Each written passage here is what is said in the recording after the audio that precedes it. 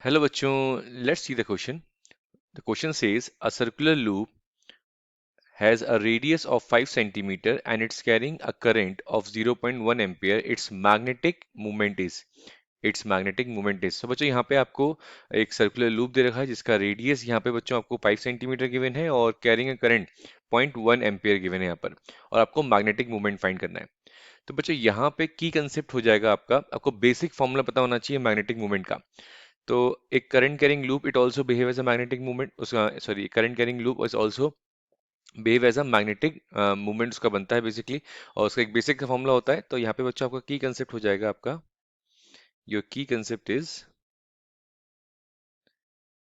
आपको magnetic movement का formula पता होना चाहिए। ठीक है, मैग्नेटिक मूवमेंट को हम कैपिटल एम से रिप्रेजेंट करते हैं और उसका फॉर्मूला होता है N I A where N is number of turns. तो यहाँ पे कोई नंबर ऑफ टर्न्स की बात नहीं करी है, फिर भी अगर नंबर ऑफ टर्न्स गिवन हो तो हम यहाँ पे एन की वैल्यू पुट कर सकते हैं। तो where N is number of turns, तो बच्चों एम क्या होता है यहाँ पर, नंबर ऑफ टर्न्स। ठीक है, और यहाँ पर बच्चों आई होता है यहाँ पर करंट होता है बच्चों यहाँ पे आई। ठीक है, और ए की वैल्यू जो होती है बच्चों यहाँ पर ए एरिया होता है बच्चों। ठीक है, इस लूप का एरिया। ठीक है, फॉर एग्जांपल यहाँ पर अगर एक ये लूप है, ठीक है, तो इस लूप में अगर करंट फ्लो हो रहा है सपोज करो क्लॉकवाइज डायरेक्शन में।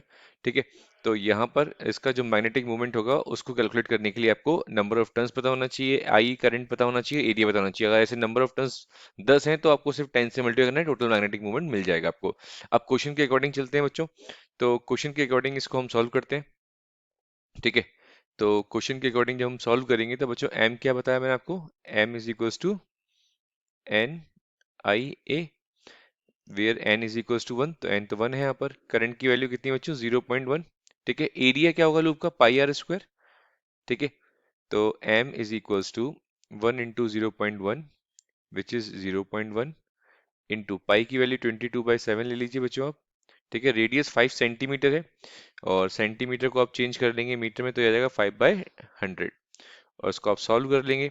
तो फाइनली जब इसको आप सॉल्व करेंगे बच्चों तो ये आ जाएगा 7.85 इंटू 10 to the power -4। ठीक है, और यूनिट होती है बच्चों उसकी एम्पियर मीटर स्क्वायर। क्या होती है, ampere metre square, ampere metre square. Option check कर लेते हैं बच्चों एक बार। तो फर्स्ट ऑप्शन हमारा 1.32 into 10 to the power 4 it is incorrect, ये इनकरेक्ट है बच्चों। सेकंड 2.62 इंटू 10 to the -4 ये भी इनकरेक्ट है। थर्ड है 5.25 इंटू 10 to the -4 ये भी इनकरेक्ट है। Yes, fourth one is the correct option बच्चों, फोर्थ हमारा ऑप्शन करेक्ट है। सो हमारा करेक्ट ऑप्शन हो गया बच्चों fourth. So our correct option is our correct option is fourth। I hope you understood well। All the best बच्चों।